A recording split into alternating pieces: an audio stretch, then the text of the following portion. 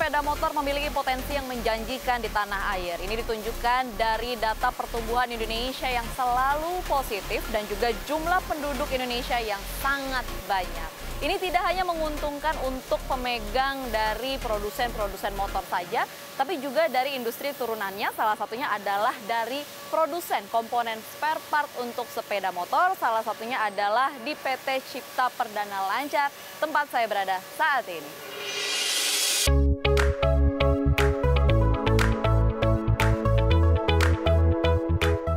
Pabrik seluas 2,3 hektar ini berada di kawasan industri Jalan Prabu Siliwangi, Kota Tangerang, Banten.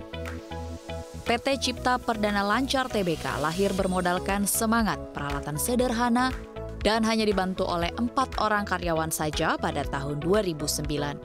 Berawal dari melubangi PIN untuk footstep, kini PT CPL telah bertransformasi menjadi perusahaan industri manufaktur yang berfokus pada stamping part dan assembling part.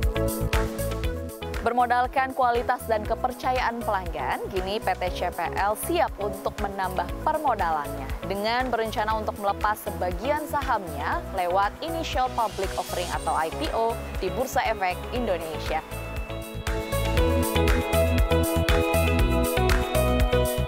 Halo Pak Hamim, apa kabar? Kabar baik. Dengan Dina, Pak. Oh iya. Terima kasih ya Pak, sudah diajak untuk melihat langsung PT CPL. Lagi apa nih Pak ceritanya? Kita lihat produk kita. Oke, baik. Iya. Oke. Selanjutnya kita kemana nih Pak? Oh, kita lihat ke dalam. Oke. Iya. Sebelah sana ya? Iya. Pabrik ini memproduksi 567 item spare part yang dibuat dalam 3 hingga 19 kali pengolahan. Jika dulu hanya mempekerjakan 4 orang karyawan, kini pabrik telah memberikan lapangan kerja bagi ratusan orang. Oke, Pak Hamim, PT CPL akhirnya mau IPO akan menjadi perusahaan yang akan harus terbuka bagi umum begitu ya. Betul. Ada tanggung jawabnya ke publik. Tapi pertanyaan saya mungkin sederhana, sejarah dari berdirinya PT CPL ini seperti apa sih Pak Hamim? CPL itu saya dirikan tahun 2009. Tahun 2009 mulai dari home industry. Di rumah? Di rumah. Jadi usaha rumahan lah. Awalnya saya mengerjakan part. Part itu kalau di kendaraan roda 2 itu ada di push-step namanya. Di situ ada pin. Saya mengerjakan itu awalnya. Nah, dari situ saya dapat tantangan, dapat tawaran untuk mengerjakan part yang lainnya dari push-step itu. Ada namanya washer. Sampai akhirnya kita memutuskan karena rumah itu di komplek, ya kita akhirnya cari tempat untuk mengerjakan part itu karena dengan mesin yang berbeda. Kalau yang di rumah tadi pakai mesin drill, kita pakai mesin bor namanya. Ya karena kita harus pakai mengerjakan part yang lain, kita sewa tempat. Nah itu awalnya sejarahnya seperti itu. Mulai dari rumah. Yang saya dengar informasinya katanya modal pertamanya Rp75, bener tuh? Oh, bukan modal pertama. Jadi part itu jasanya Rp75. Jadi saya hanya mengerjakan jasa. Jadi bukan kita jual produk. Ya. Nah, dari situ kita dikasih kesempatan, kasih kepercayaan untuk menjual produk itu sampai jadi gitu. Jadi kita cari bahan, kita proses, kita sampai jual, kita jadi. Awal seperti itu. Itu di tahun 2007? Oh, sekitar 2007. 2009 menjadi PT. Lalu akhirnya pada saat ini akan menjelang IPO. Betul. Kalau dari Pak Hamim sendiri sebagai yang bahkan dulu mengerjakan langsung produknya sampai sekarang menjadi pemilik dari perusahaan yang akan IPO. Tantangan utamanya apa sih Pak Hamim? Mungkin umum ya. Tantangan utama terus terang aja ya. Kalau industri seperti ini ya pasti ya masalah bahan baku. Ya SDM juga salah satu tantangan. Karena kita kan high quality juga gitu ya. Jadi bukan produk-produk umum. Karena kita dipakainya buat otomotif gitu. Jadi kita harus mentraining karyawan. Kita juga harus banyak ikut-ikut pembelajaran. Seperti kita ikut binaan-binaan Asra. ikut pelatihan pajak dan macam-macam seperti itu. Oke. Dari industri rumah, mulai di rumah, sampai akhirnya kurang dari 20 tahun bisa sebesar ini. Sebenarnya kebayang nggak sih Pak, dulu akan bakal jadi seperti ini perusahaan Bapak? Oh, sebenarnya ini lebih ke natural aja ya. Nah, Ya, karena saya yakin segala sesuatu kalau kita tekunin dengan keseriusan, ya pasti berhasil. Nah, kita juga sama. Usaha ini kita bangun dengan komitmen terhadap customer. Kita juga jaga QCD, quality, cost, delivery kita jaga. Ya intinya lebih ke komitmen aja. Ya, nggak ada yang nggak mungkin ya saya rasa. tidak ada yang tidak mungkin, tapi Iya. faktor utama atau kuncian utama yang akhirnya berhasil dilakukan oleh PT CPL bisa dikatakan ekspansi sampai di titik ini bisa IPO. Apa sih Pak? Komitmen, Oke. komitmen kita terhadap customer. Kita jaga customer. Ya. Jadi bahasa kami ya tidak ada alasan untuk tidak berkomitmen, itu aja. Nah, Gitu. Jadi ya customer juga lebih trust ke kita, lebih percaya ke kita. Gitu. Itu yang kita jaga selama ini.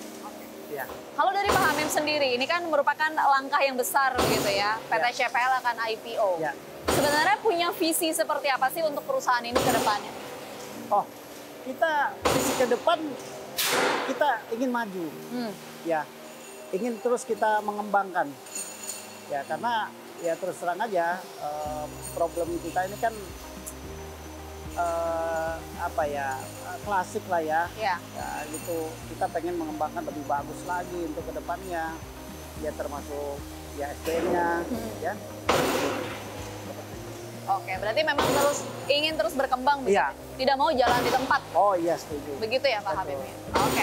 Nah kalau saya mau lihat-lihat ke daerah yang lain boleh nggak? Boleh. Ini kayaknya boleh. katanya 2 hektar Boleh. lokasi pabriknya. Boleh? 2,3 hektar. Oke, Ya. Nah, boleh.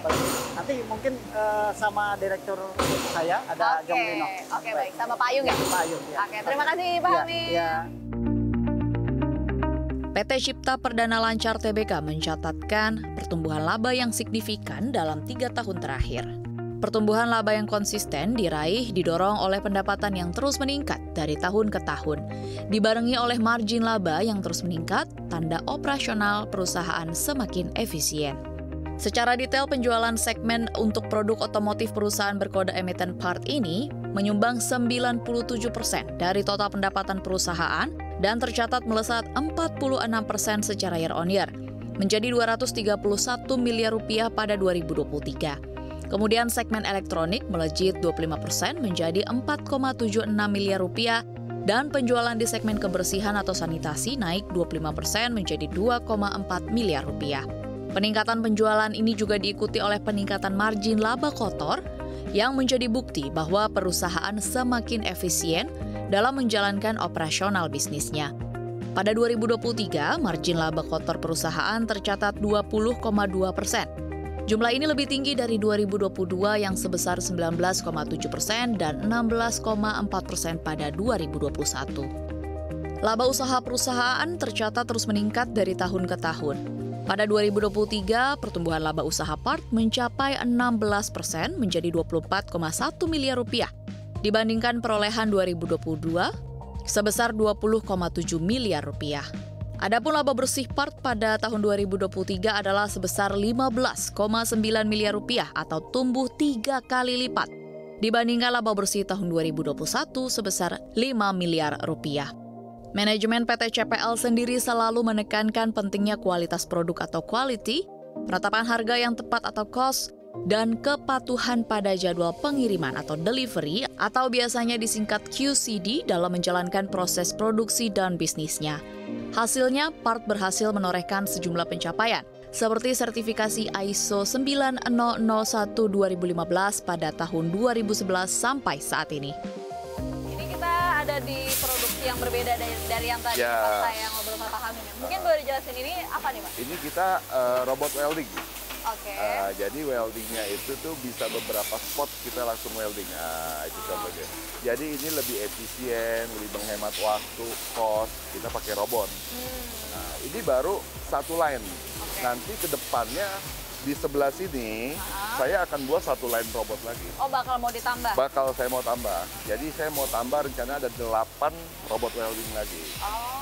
Nah, gitu. Kenapa tuh Pak? Apakah emang demand-nya meningkat? Harus. Jadi sebelum kita dapat order itu kan kita harus punya alatnya dulu. Daripada nanti kita udah dapat order, alatnya belum ada. Jadi kita siap dulu semua, baru kita cari ordernya. Baru order datang. PT CPL ini kan bisa dikatakan semakin besar begitu ya, melebarkan sayap di industri spare part otomotif manufaktur, lebih jatuhnya manufaktur untuk membuat spare part otomotif di Indonesia dan akan mau IPO. Yes. Begitu ya. Mungkin boleh dijelaskan dulu Pak Ayu ke pemirsa CNBC Indonesia, PT CPL ini posisinya di rantai produksi otomotif itu di sebelah mana sih Pak? Oke. Kalau untuk di otomotif kita terbagi dua. Ada tier 1, ada tier 2. Tapi kalau untuk motor sementara ini kita masih tier 2. Ya, kalau di mobil kita ada langsung ke tier 1. Contohnya kita ke mesin Isuzu Indonesia. Kita langsung ke tier 1 ke mesin Isuzu. Bukan ke OEM-nya, bukan ke tier 1-nya lagi. Kalau untuk elektronik Panasonic itu kita juga langsung ke Panasonic. Kita bukan ke tier 1 lagi. Nah, itu posisi kita seperti itu. Sama satu lagi di sanitasi. Sanitasi itu kita ada membuat produk untuk Surya Toto Indonesia TBK. Nah, itu kita langsung ke Surya Toto, kita tidak melalui tier 1 lagi. Oke, saya kan sempat searching sedikit juga ya mengenai PT CPL ini. Dibilang spare part juga sebenarnya bukan murni spare part. Bukan. Mungkin boleh dijelaskan sebenarnya produk utama dari PT CPL ini apa sih Pak? Kalau di use case atau di motornya ini sendiri itu seperti apa produk-produknya dari PT CPL? Jadi produk-produknya ini produk yang kita buat nantinya akan dipakai, contoh kalau untuk roda 2, produk yang kita buat akan dipakai di Astra Honda Motor. Tapi kita tidak langsung ke Astra Honda Motor. Kita buat part-part kecilnya seperti ada di bagian bodi, ada di bagian knalpot, ada di bagian brake. Nah, setelah kita buat part itu kita oper ke customer kita tier 1. Contoh PT Rocky, Dharma Polymetal, Piret, Sano, kita oper ke mereka. Mereka sudah rakit satu gelondong di bodi, mereka ke Astra Honda Motor, AHM. Nah, dari AHM di assembly, kurang lebih 30 detik jadi satu motor.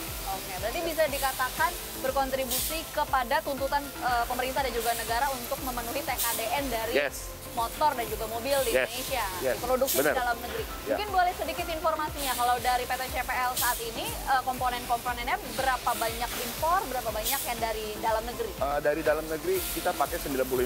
Oh, sudah 95%. Hanya 5% aja yang kita impor. Itu untuk Max aja yang kita impor. Oke, dan itu angka yang sangat memuaskan sih ya memang ya. Dan memang pastinya kan dari produsen-produsen motor juga membutuhkan hal tersebut. Nah, kalau ditanya mengenai rencana dari IPO, ini kan sebuah langkah yang besar, baik dari manajemen, secara perusahaan juga. Tapi sebenarnya apa yang ingin dicapai dari langkah menuju ke initial public offering ini? Yang pasti kan kita mau lebih berkembang ya. Salah satunya kan dari sisi pendanaan. Kalau Ibu boleh lihat, ini kan masih ada space kosong di sini ya. Nah, ini nanti kita mau penuhin mesin robot welding di sini satu line lagi. Di sini kita akan penuhin lagi mesin spot satu line lagi. Nah, di sebelah sana pun itu masih ada space kosong, Saya mau penuhin mesin sampai full capacity. Ada nggak sih Payung target-target sendiri? Ini kan IPO di bulan Juli 2024. Apa nih Pak, target paling dekat dari titik IPO?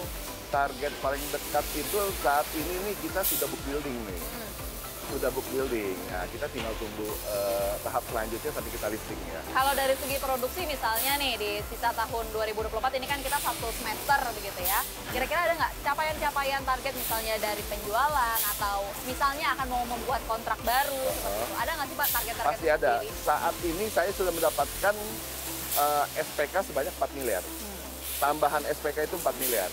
Dan dalam masa penawaran kami yang belum menjadi SPK itu ada 27 miliar. Nah, itu yang akan saya uber. Jadi setelah IPO dengan datang mesin baru, molding baru, ditambah dengan OPEX modal kerja, saya harap revenue saya itu bisa bertambah. Nah, kalau kita bicara soal revenue, ini kan kita bicara juga soal potensi yang belum bisa dicapai, yang akan dicapai oleh CPL. Kalau Payung sendiri melihat sebenarnya potensi industri otomotif di Indonesia ini seperti apa sehingga akhirnya PT CPL yakin firm untuk ekspansi? Saat ini dari satu motor itu kurang lebih sekitar 800 sampai 900 item. untuk memproduksi satu motor. Sedangkan kita CPL ini saat ini hanya kurang lebih 0,3% aja. Jadi masih ada 99,7% market yang saya bisa ambil. Tapi kan kita harus didukung dengan mesin, modal kerja, manpower, bahan baku, seperti itu lah Bu. Tapi ke depannya, mungkin setelah di titik IPO, kalau dari PT CPL sendiri apa rencana akan melibatkan teknologi termutakhir ini kemana arahnya Pak? Oh, oke. Untuk teknologi itu tidak hanya berpacu sama mesin saja, tapi kita juga dibantu sama contoh alat ukur. Alat ukur kita sih udah lumayan komplit, udah mumpuni. Kita punya Faro, kita punya CNC milling, kita punya Surfcom, kita punya Roncom, seperti itu. Jadi setiap ada alat ukur untuk mengukur dimensi terbaru, terupdate, biasanya sih kita invest. Jadi supaya kenapa? Supaya kalau kita buat molding atau buat dies, ada dimensinya itu, bisa pas dengan yang customer mau. Dan konsisten juga ya? Konsisten. Oke. Kalau ditanya mengenai tantangan utama dari industri yang dihadapi oleh PT CPL apa Pak? Tantangan utamanya sebenarnya ada 3 faktor ya. Yang pertama itu dari pemerintahan. Contoh dari kenaikan pajak, kenaikan BBM, atau kenaikan tarif listrik, atau kenaikan upah tenaga kerja yang menyebabkan ya profitnya kita menjadi berkurang. Kedua itu kelalaian dalam penerapan QCD. QCD itu Quality Cost Delivery. Namanya buatan tangan manusia, pastikan ada sedikit banyak lah ada yang kurang baik. Nah, itu tantangan utama saya sih sebenarnya. Ya satu lagi ya dari kenaikan bahan baku. Itu yang paling utama menurut saya. Kenaikan bahan baku. Nah, itu yang paling utama. Ya. Nah, yang saya dengar ini kan pabriknya luasnya ada lebih dari 2 hektar, 2,3 hektar. 2,3 hektar. Kira-kira ada rencana untuk ekspansi menambah lokasi pabrik? Ada. Bukan menambah lokasi pabrik ya, menambah gudang produksi. Menambah gudang. Ya, karena saya di sebelah masih ada tanah kosong sekitar 8.000 meter persegi. Oke, boleh kita lihat Pak? Boleh, sip. Oke.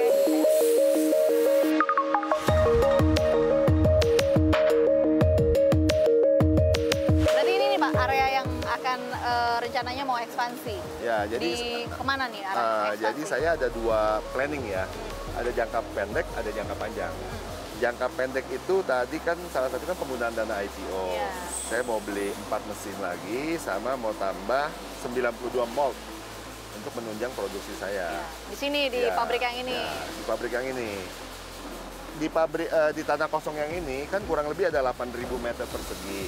Ini rencana jangka panjangnya saya akan bangun lagi pabrik produksi seperti ini untuk menunjang permintaan customer. Jangka panjang. Jangka panjangnya.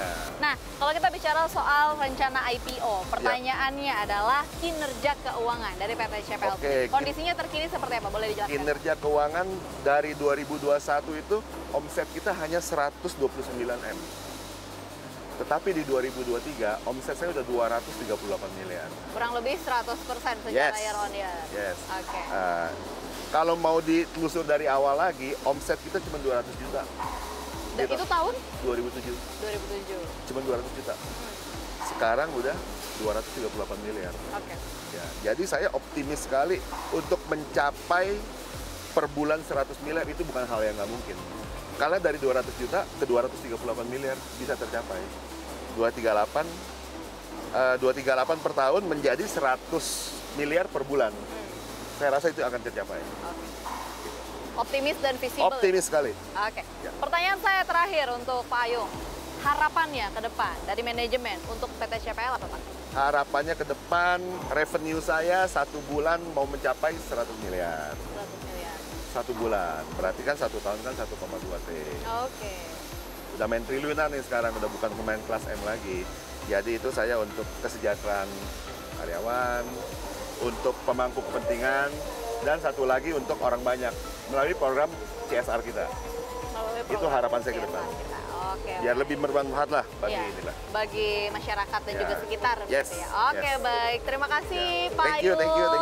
Sudah diajak keliling pabrik. Semoga sukses ya Pak ya. Amin. Proses IPO ya dan juga target-target ke depan. Setelah IPO semua target-target yang tadi sudah Pak Ayung sebutkan bisa tercapai dan sukses lancar pokoknya. Sekali lagi terima kasih. Sehat selalu. Semangat CPL. Semangat CPL. Demikian pemirsa liputan kami kali ini CNBC Indonesia Beyond.